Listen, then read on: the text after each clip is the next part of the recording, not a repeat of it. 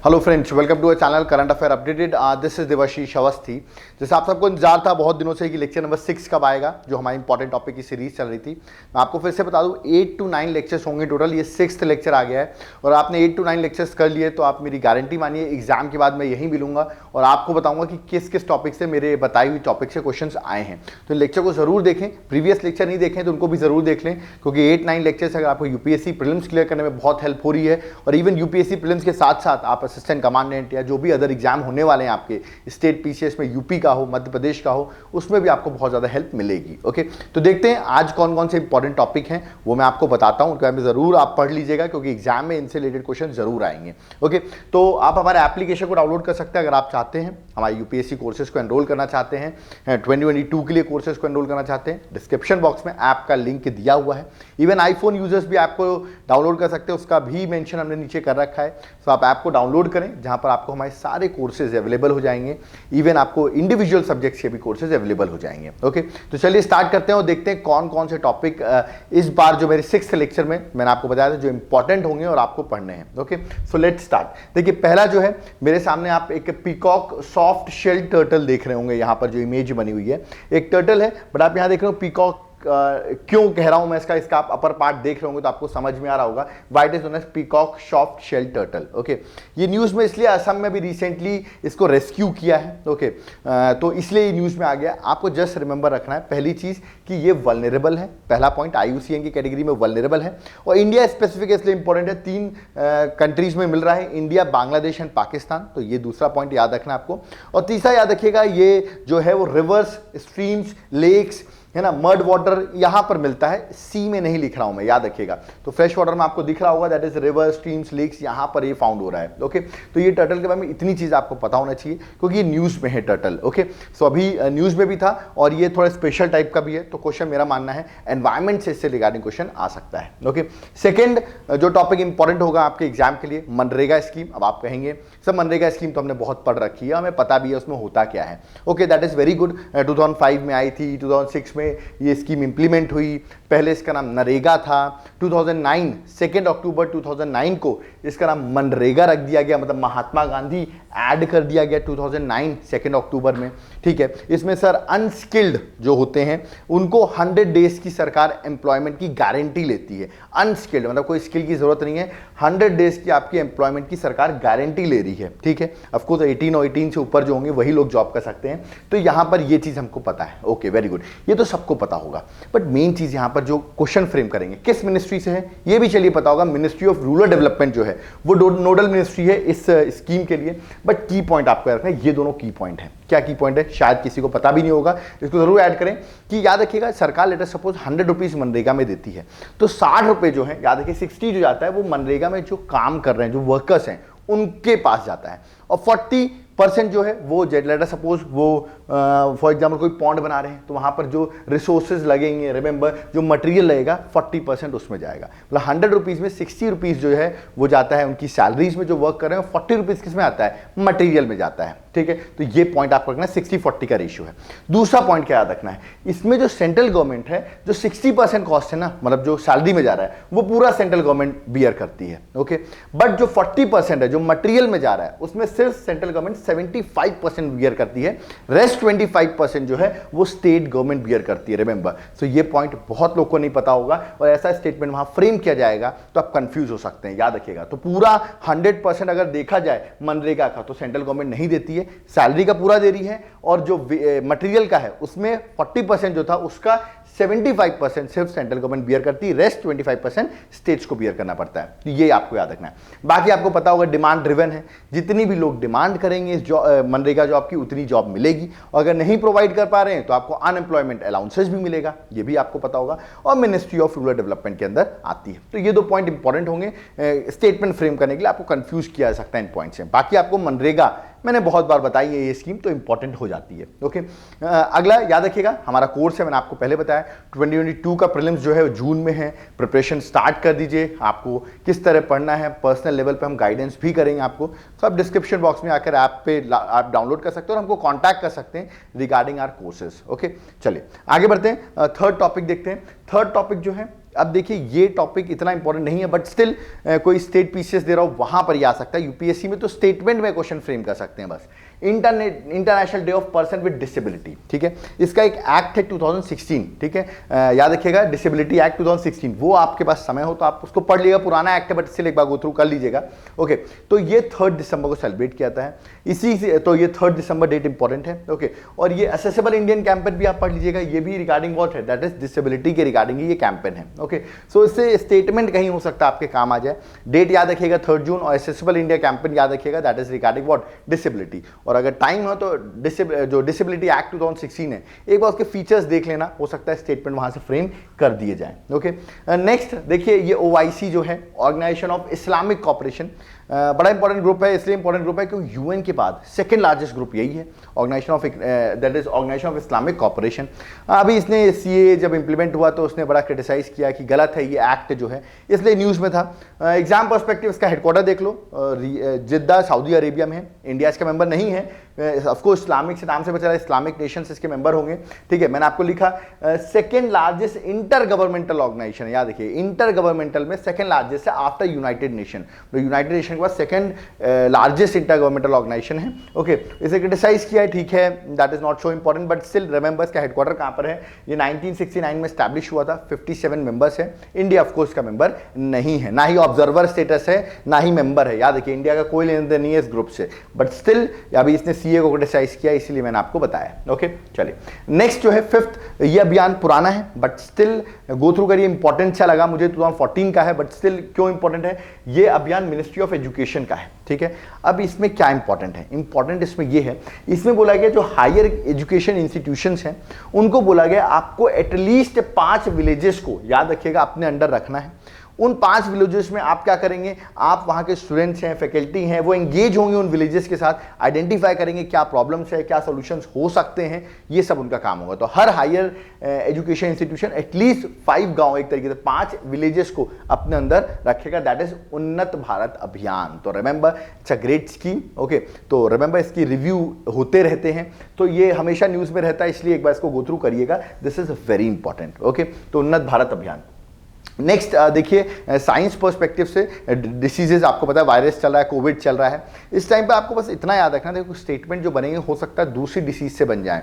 Okay, तो virus, bacteria और protozoa, at least इसमें कौन कौन सी डिसीज है बस गो थ्रू कर लेना। जैसे स्टेटमेंट हो सकता है इन्फ्लुएंजा से, influenza is a bacterial disease, okay, but जबकि इन्फ्लुएंजा क्या है, एक वायरस है, तो कंफ्यूज मत होना, ऐसे स्टेटमेंट बनाए जा सकते हैं। तो वायरस में आप देख लो, इन्फ्लुएंजा देख लो, इंपॉर्टेंट है, chicken pox, AIDS, hepatitis, okay, फिर आप कोविड वायरस भी जानते हो, डेंगू वायरस भी जानते हो, तो वो सब वायरस में आ जाएगा।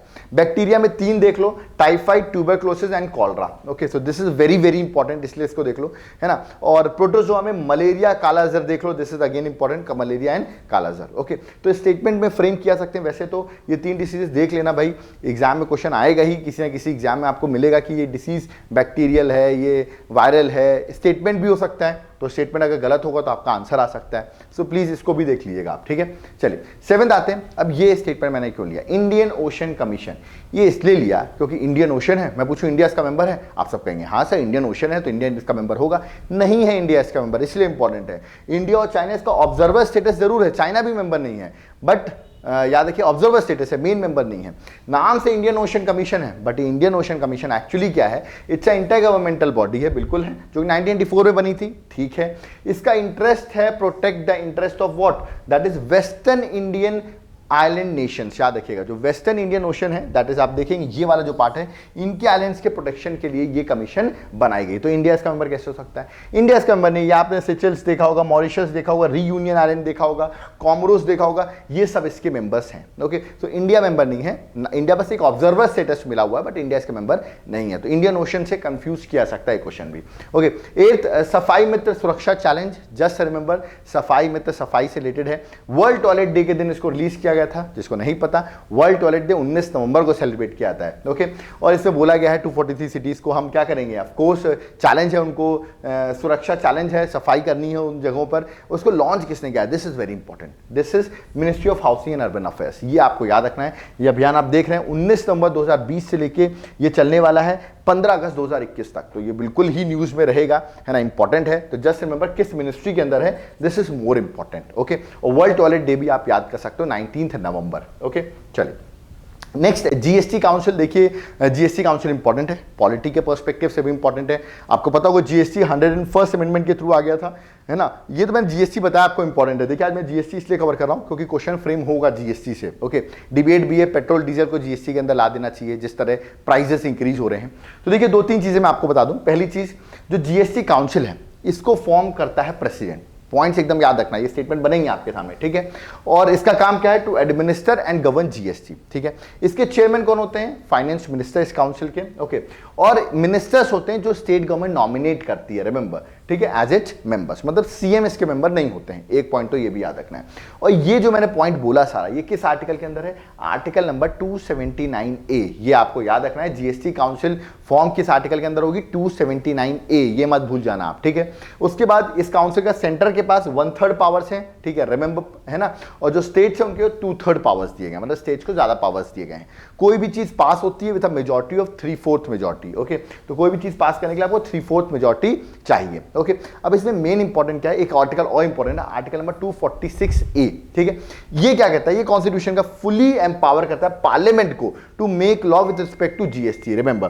सो जीएसटी के पर्सपेक्टिव से, ये आपको याद रखना है, जीएसटी के पर्सपेक्टिव से अगर कोई लॉ बनाना होगा, ठीक है, so that would be made by whom, that is parliament. ये भी आपको याद रखना है कि पावर, पार्लियामेंट के पास पावर है। तो ये आर्टिकल 246A में दिया हुआ है। सो कंफ्यूज नहीं होना है, दो आर्टिकल में 279A talks about GST council of establishment और 246A gives the power to parliament to make law regarding GST. Okay, GST council की मीटिंग होती रहती है, तो हर बार जीएसटी काउंसिल इंपॉर्टेंट है, मेरा मानना है क्वेश्चन आएगा। जैसे लास्ट ईयर अगर एक बार बात करें तो मॉनेटरी पॉलिसी कमेटी से क्वेश्चन आया था, जीएसटी काउंसिल से आ सकता है। ओके, मॉनेटरी पॉलिसी कमेटी से ऑलरेडी आ चुका है, याद रखिएगा, बस इतना याद रखिए, ये एक स्टैट्यूटरी बॉडी है। लोग कंफ्यूज हो जाते हैं, सर कॉन्स्टिट्यूशनल है, स्टैट्यूटरी नहीं होगी, ये स्टैट्यूटरी बॉडी है, मतलब बाय एक्ट ऑफ पार्लियामेंट बनी है। ओके, और दूसरी बात आपको याद रखना है, ये बॉडी किस लिए है, ऑफ कोर्स एक तरीके से प्राइस स्टेबिलिटी, जो रेट्स वगैरह डिसाइड होंगे वो यही डिसाइड करती है एमपीसी।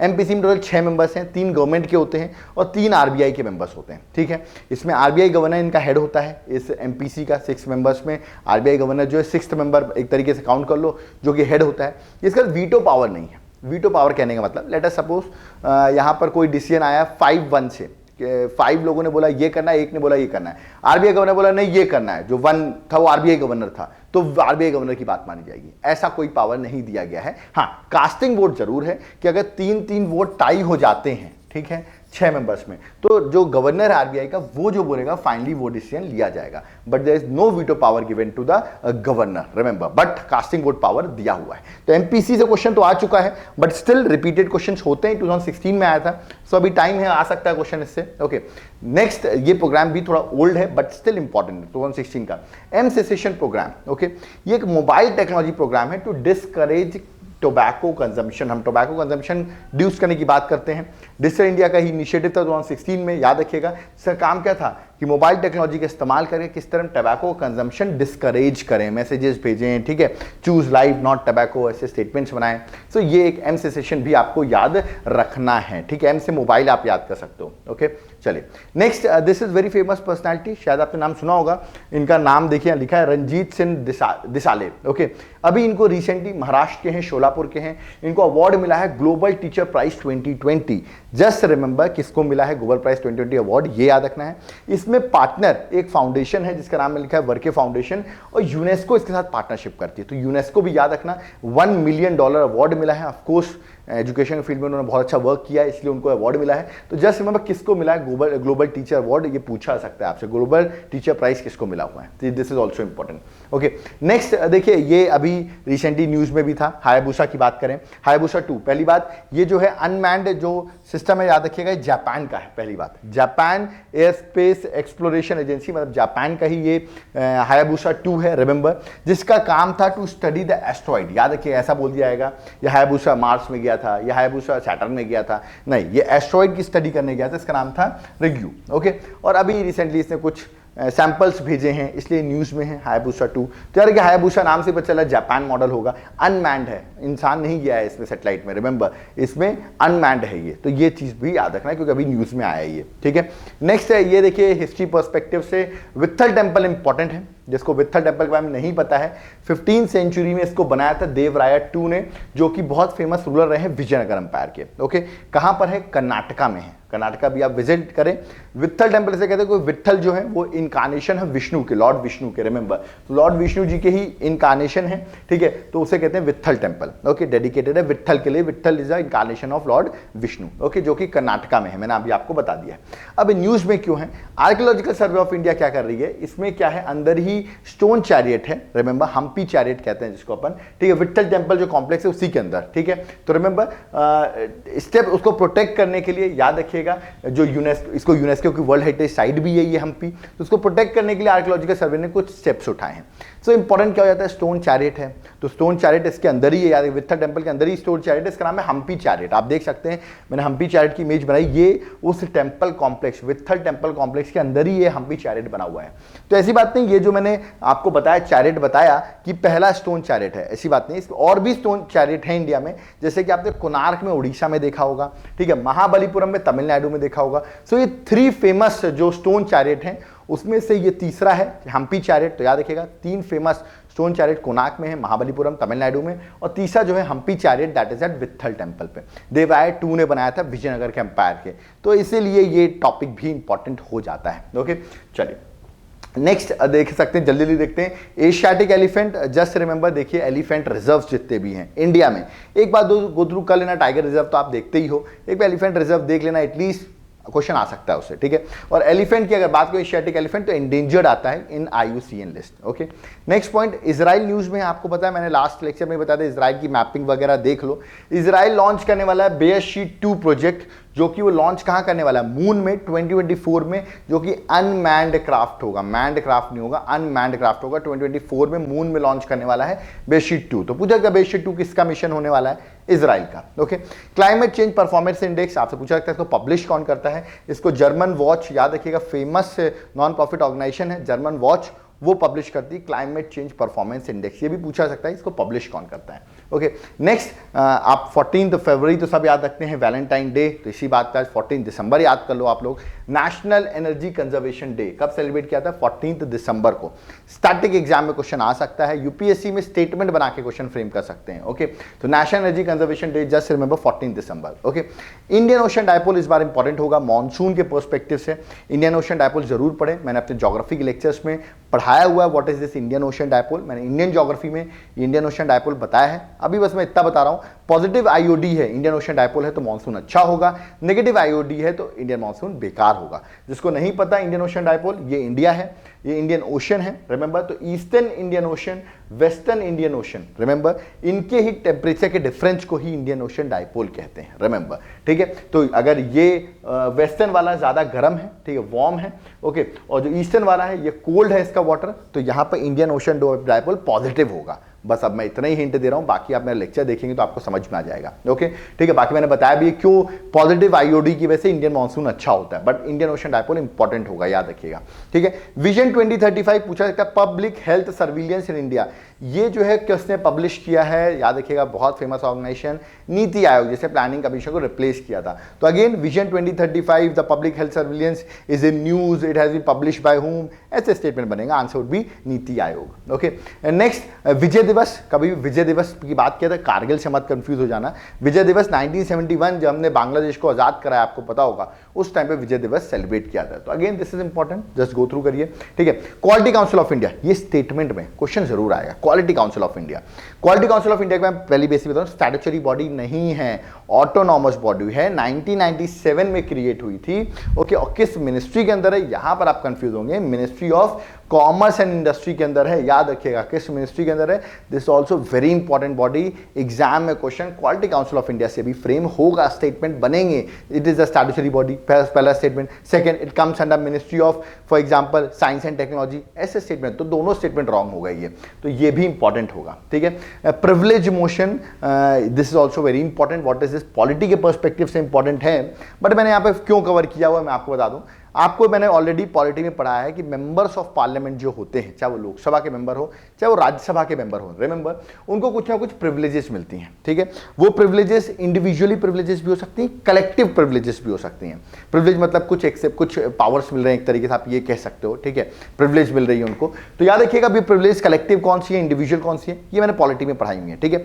अगर वो उन प्रिविलेज का गलत इस्तेमाल करते हैं, रिमेंबर दीज प्रिविलेजेस इनके राइट्स का ब्रीच करते हैं, गलत इस्तेमाल करते हैं, तो याद रखिएगा उनको पनिशमेंट मिलेगी अंडर पार्लियामेंट्री लॉ। तो पार्लियामेंट्री लॉ के अंदर उनको पनिशमेंट दी जाएगी, उन्होंने प्रिविलेजेस को ब्रेक किया है। उनके अगेंस्ट प्रिविलेज मोशन भी पास किया जाता है, रिमेंबर। बट याद रखिए जब ये मोशन पास किया जाएगा, अब motion of breach of parliamentary privilege, याद रखिए उसके लिए आपको इनिशियली परमिशन लेनी पड़ेगी। This is very important. अगर लोकसभा में पास कर रहे हो तो आपको इस लोकसभा के स्पीकर से लेनी पड़ेगी, राज्यसभा में पास करो तो राज्यसभा के चेयरमैन से पहले आपको परमिशन लेनी पड़ेगी, तभी ये मोशन स्टार्ट होगा। याद रखिए एक तरीके से खंडन करोगे आप उनकी बातों का, जो भी उन्होंने प्रिविलेज का गलत इस्तेमाल किया है। सो this is also very important, what is privilege motion. Okay चलिए नेक्स्ट है सीपीसी। जस्ट इतना रिमेंबर रखना है सीपीसी है क्या। याद रखिएगा जो भी कंट्रीज जो है रिलीजियस फ्रीडम, रिमेंबर वॉयलेट करती हैं, रिलीजियस फ्रीडम को वॉयलेट करती हैं, उसको यूएस अपनी स्पेशल वॉच लिस्ट कंट्री में रख लेता है कि ये कंट्री जो है वो क्या कर रही है, वॉयलेट कर रही है रिलीजियस फ्रीडम को, या इंटरनेशनल रिलीजियस फ्रीडम को वॉयलेट कर रही है, तो उसको स्पेशल वॉच लिस्ट कंट्री में रख लेता है। तो ये यूएस करता है। तो यूएस ने अभी पाकिस्तान और चाइना को इसी में रखा हुआ है। तो जस्ट रिमेंबर पाकिस्तान और चाइना जो है वो सीपीसी के अंदर आ रहे हैं यूएस में। तो पूछा जाता है सीपीसी क्या है, तो याद रखिएगा violation of international religious freedom, US का है, ये कोई इंटरनेशनल ग्रुप का नहीं, यूएस का है। तो जस्ट रिमेंबर हमारा दोस्त पाकिस्तान जो है वो इसके अंदर फंसा हुआ है। Okay next this is very important, United nation population award 2020 her exam में आएगा, असिस्टेंट कमांडेंट में, यूपीएससी प्री में, स्टेट पीसीएस में, किसको मिला है ये अवार्ड, और मैं आपको यूपीएससी में बताऊंगा किस तरह क्वेश्चन बनेगा। ये हेल्पेज इंडिया को मिला है इस बार, और हेल्पेज इंडिया पहली इंस्टीट्यूशन है इंडिया में जिसको ये अवार्ड मिला है।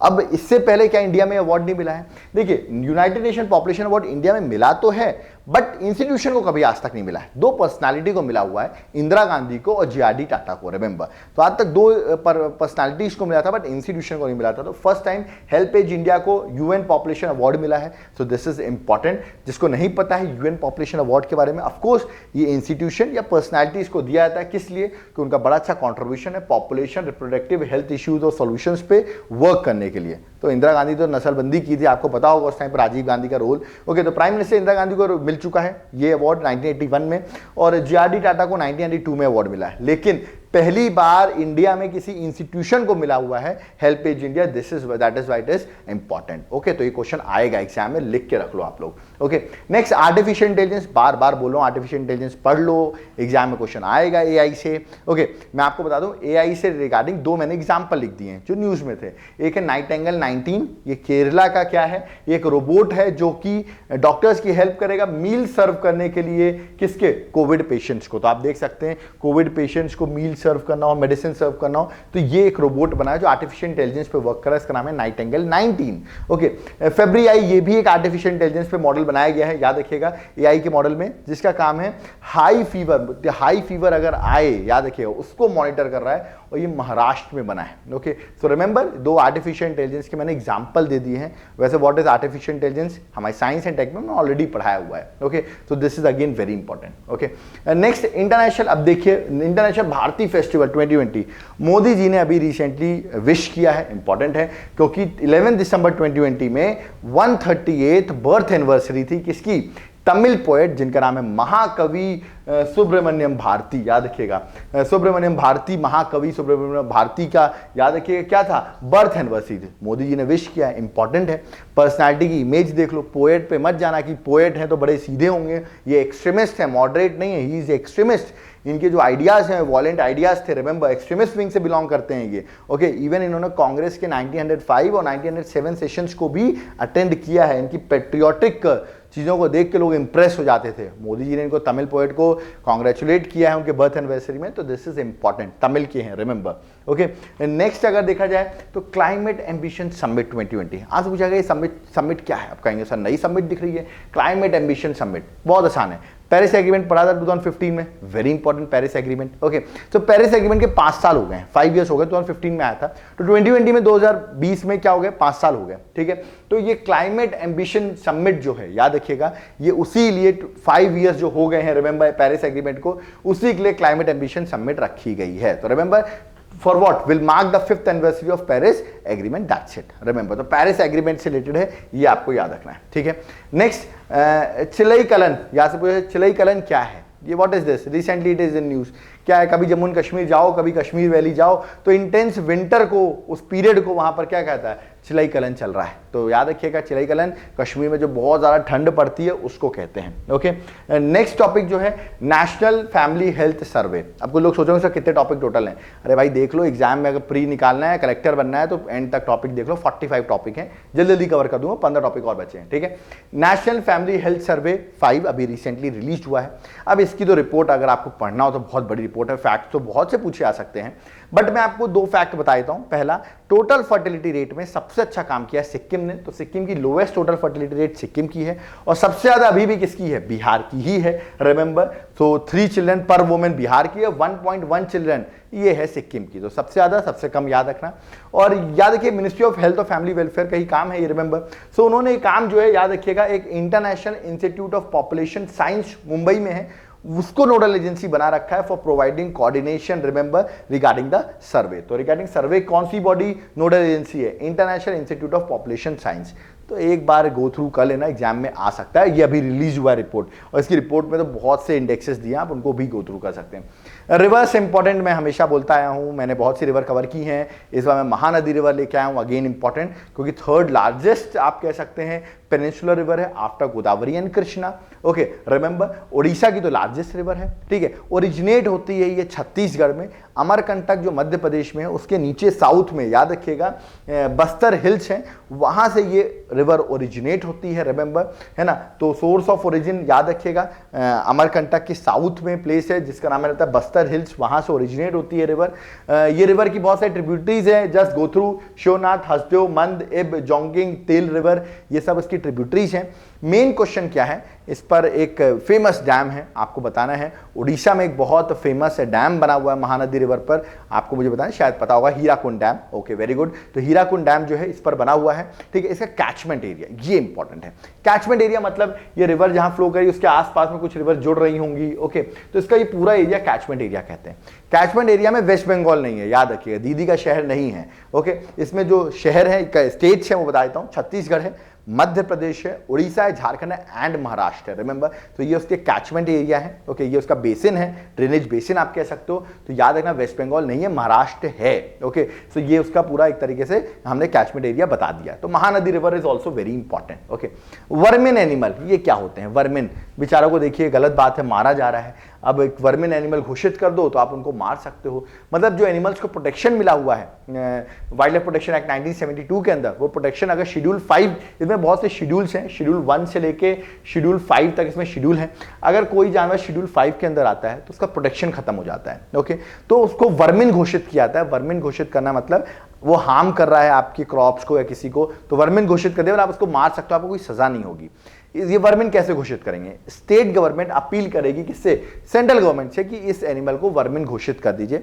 सेंट्रल गवर्नमेंट के पास फाइनल अथॉरिटी है, याद रखिएगा, वो वाइल्ड लाइफ प्रोटेक्शन एक्ट के अंदर स्टेट जब बोलेगा तो वो उस एनिमल को वर्मिन घोषित करेंगे। स्टेट नहीं करेगा, सेंट्रल करेगा, remember. Ministry of environment and forest के पास ये पावर है। जैसे एग्जांपल मैं आपको बताता हूं, रिशिस जो मैकोके है, मंकी है, उसको भी रिसेंटली वर्मिन घोषित किया गया हिमाचल प्रदेश में, ओके। तो उसको आप अगर मार भी देंगे तो उसको आपको जेल जाने की जरूरत नहीं पड़ेगी, क्योंकि उसका प्रोटेक्शन हट चुका है, ओके। तो वर्मिन याद रखिएगा, what is this vermin species, okay. चलिए नेक्स्ट पीएम वानी स्कीम, मैंने वैसे करंट अफेयर्स वगैरह में भी कवर की हुई है, जस्ट रिमेंबर ये स्कीम है to increase the wifi access throughout the country. पूछा जाता है पीएम वानी स्कीम क्या है, वानी का फुल फॉर्म है wifi access network interface, okay. तो ये भी आता है wifi access network interface, PM वानी ना लिखें, PM wifi access network interface ऐसा नहीं लिखेंगे, वरना आप तो समझ ही जाओगे इंटरनेट से रिलेटेड है, तो पीएम वानी ही लिख के आपको देंगे और पूछेंगे बताइए स्कीम किससे रिलेटेड है, okay. Next health early health warning system. ये क्या है? ये कुछ नहीं है, एक तरीके से वार्निंग है। तो याद रखिएगा, अभी जैसा इस तरह आउटब्रेक हुआ, पेंडेमिक आया कोविड का, तो ये हमको एक्सपेक्टेड है कि फोरकास्ट करेगा, जिस तरह आपने सुना होगा आपको वेदर का फोरकास्ट होता है, वैसे ही हमको फोरकास्ट करेगा possibility of disease outbreak in the country. कोई डिसीज आउटब्रेक होती है कंट्री में तो उसके लिए फोरकास्ट करेगा, that is early health warning system. Important इसका है क्योंकि पूछा गया इसको किस मिनिस्ट्री ने बनाया है या किस मिनिस्ट्री ने, याद रखिए, इसको डेवलप किया है, तो आप लगा देंगे ministry of health and family welfare, जो कि रॉन्ग होगा। Is the correct answer ministry of earth sciences, remember. So this is also very important. Okay, next, legion of merit award US ने दिया है मोदी जी को, तो इंपॉर्टेंट हो जाता है। एक्चुअली यूएस का जो ग्रुप है, क्वाड ग्रुप आपने सुना होगा, जिसमें इंडिया है, ऑस्ट्रेलिया है, जापान और यूएसए है। तो ये अवार्ड सिर्फ प्राइम मिनिस्टर ऑफ इंडिया को नहीं, उनके साथ साथ जापान को और ऑस्ट्रेलिया को भी मिला है, रिमेंबर। तो prime minister of India, Japan, Australia, quad के बहुत इंपॉर्टेंट मेंबर्स हैं, तो उनको ये अवार्ड दिया गया है, रिमेंबर। सो किस किस को मिला है ये याद रखना है, और ये यूएस देता है। ओके, नैनो टेक्नोलॉजी, जिस तरह आर्टिफिशियल इंटेलिजेंस इंपॉर्टेंट है, नैनो टेक्नोलॉजी भी मेंस का बहुत इंपॉर्टेंट पार्ट है। ओके, तो अभी रिसेंटली देखिए नैनो मिसाइल, याद रखिएगा, नैनो मिसाइल जो है, या what is this nano missile, याद रखिए, साइंटिस्ट ने क्रिएट किया है। ये इफेक्टिव ड्रग डिलीवरी है जो कि वेरियस कैंसर्स को ट्रीट कर सकता है। तो नैनो टेक्नोलॉजी का इस्तेमाल हो रहा है हेल्थ में, रिमेंबर। तो दिस इज इंपॉर्टेंट, मेंस में क्वेश्चन आते हैं, कभी कभी एग्जांपल्स ये भी पूछा सकता है आपसे, what is this nano missile, ये है क्या? तो याद रखिएगा, ड्रग है जिससे आप कैंसर को दूर कर सकते हैं। ओके, नैनो टेक्नोलॉजी का इस्तेमाल करके। This is important, fire fly for great Indian bustard. Great Indian bustard की बात करूं, क्रिटिकली एंडेंजर्ड है। ओके, इनकी क्या होता है, ये लोग वहां पे जो वो लगे रहते हैं, मैं आपको बताऊं क्या कहते हैं, पावर लाइन्स होती हैं, उससे टकरा जाते हैं, रिमेंबर, तो इनकी डेथ हो जाती है। उसको कंट्रोल करने के लिए फायर फ्लाई बर्ड डाइवर्टर्स लगाए जा रहे हैं। What is this? ये लगाए जाएंगे कहां पर? जहां पावर लाइन्स होगी। इससे क्या होगा, जो ग्रेट इंडियन बस्टर्ड है 50 मीटर की डिस्टेंस से वो देख सकते हैं कि यहां पर क्या है, पावर लाइन्स हैं। ओके, तो वो अपना पाथ को चेंज कर लेंगे, उनकी डेथ नहीं होगी, तो उसको डिफ्लेक्ट करेंगे। They try to reflect the birds को रिफ्लेक्ट करेंगे से उनकी डेथ ना हो। ये देखा है, इसको मिनिस्ट्री ऑफ एनवायरमेंट फॉरेस्ट, याद रखिएगा, कि साथ साथ वाइल्ड लाइफ कंजर्वेशन सोसाइटी ने मिलकर ये याद रखिए, फायर फ्लाई बर्ड डाइवर्टर्स लगा रहे हैं, और स्पेशली वहां पर जहां पर ग्रेट इंडियन बस्टर्ड हैं, जो क्रिटिकली एंडेंजर्ड है, remember. Okay, next, Madan Mohan Malviya, बहुत ही इंपॉर्टेंट पर्सनैलिटी है, क्वेश्चन आएगा ही आएगा। आप कहोगे देखो सर मॉडर्न हिस्ट्री का क्वेश्चन है, मॉडर्न हिस्ट्री काम करिए, मैं तो कह रहा हूं करंट का भी क्वेश्चन हो सकता है। रीजन, मोदी जी ने मदन मोहन मालवीय जी को विश किया है। ओके, उनके बर्थ एनिवर्सरी में 159th बर्थ एनिवर्सरी, आप कहेंगे वो तो सर हर साल बर्थ एनिवर्सरी आएगी, तो हर साल इंपॉर्टेंट है ऐसी पर्सनालिटीज। ओके, इनके हम दो चीज याद करो, इनको महामना और कर्मयोगी दोनों कहा जाता है। एम से महामना कहा गया, महात्मा गांधी ने इनको उपाधि दी। ओके, कर्मयोगी, देश के first vice president that is Radha Krishnan ने इनको उपाधि दी, जो सेकंड प्रेसिडेंट थे, फर्स्ट वाइस प्रेसिडेंट थे, उन्होंने इनको कर्मयोगी कहा। तो ये दो चीज इंपॉर्टेंट है मदन मोहन मालवीय के बारे में। आप और भी पढ़ सकते हैं मदन मोहन मालवीय के बारे में, कांग्रेस के प्रेसिडेंट भी रहे हैं 4 बार, 1909 में, 1918 में, 1932 में, 1933 में। ओके, तो आप गो थ्रू कर सकते हैं if you want to go through, याद करेंगे तरीका ऐसे 1932 33 साथ साथ में है, और 9 to the 18 तो 1909 और 1918, तो 4 टाइम्स कांग्रेस के प्रेसिडेंट रहे हैं। मदन मोहन मालवीय के बारे में आप और डिटेल में भी पढ़ सकते हैं, ये इंपॉर्टेंट है, कर्मयोगी और Mahamana, this is very important. Okay, next, DTH versus OTT, बड़ा न्यूज में है। डीटीएच मतलब direct to home, OTT over the top. OTT platform क्या है आपको पता होगा, जो सर इंटरनेट कनेक्शन से चल रहे हैं आपके घर में ओटीटी, आपने बहुत सारे नेटफ्लिक्स हो गया, प्राइम अमेजन हो गया, ठीक है, Z5 हो गया, तो ये सब ओटीटी प्लेटफॉर्म हो गए। ओके, उसके साथ साथ डीटीएच है जो सैटेलाइट सर्विस है, जिसमें आप टाटा स्काई, डिश टीवी, ये सब जो लगवाते हो, वो आपका क्या हो गया, that is satellite service. Okay, दोनों में डिफरेंस है, इनके डिफरेंस और आप देख सकते हो, बट याद रखिएगा, बेसिक याद रखिएगा, ये सैटेलाइट सर्विस है दैट इज डीटीएच, और ये आपका इंटरनेट कनेक्शन से चलता है दैट इज ओटीटी। ओके, इनका डिफरेंस आप और देख लेना, मेरा मानना है क्वेश्चन इस बार ओटीटी और डीटीएच से आने वाला है, तो एक बार प्लीज आप इनका डिफरेंसेस है ना और पढ़ लीजिएगा, ठीक है, जो इंपॉर्टेंट हो सकता है, डिजिटल वेव्स वगैरह के बारे में आप देख लीजिएगा इसमें। ओके, चलिए नेक्स्ट है इनर लाइन परमिट, मैं बार बार बता चुका हूं, इंपॉर्टेंट है इनर लाइन परमिट, देख लेना भाई। इनर लाइन परमिट फिर से रिपीट कर रहा हूं जाते आते लास्ट बार, कि 4 जगह हैं जहां पर लगा हुआ है, अरुणाचल प्रदेश, नागालैंड, मणिपुर एंड मिजोरम, तो ये 4 प्लेसेस हैं जहां इनर लाइन परमिट है। What is this inner line permit? याद रखिएगा, बंगाल ईस्टर्न फ्रंटियर रेगुलेशन 1873 के अंदर अगर कोई भी इंडियन फॉर एग्जांपल इन 4 जगहों पर जाता है तो वहां परमिशन लेनी पड़ेगी, तभी आप ट्रेवल कर सकते हो एक तरीके से, क्योंकि ये एरिया प्रोटेक्टेड और रिस्ट्रिक्टेड एरिया है और आपको लिमिटेड टाइम पीरियड की ही परमिशन मिलेंगी। That is known as inner line permit system. यहाँ की चीज़ों को बचाने के लिए, एक्सप्लॉयटेशन ना हो, इनर लाइन परमिट सिस्टम रखा गया है। रिमेंबर, सो ये आपको याद रखना है, इनर लाइन परमिट सिस्टम कहाँ कहाँ है, 4 प्लेसेस पे, वो मैंने आपको बता दिया है।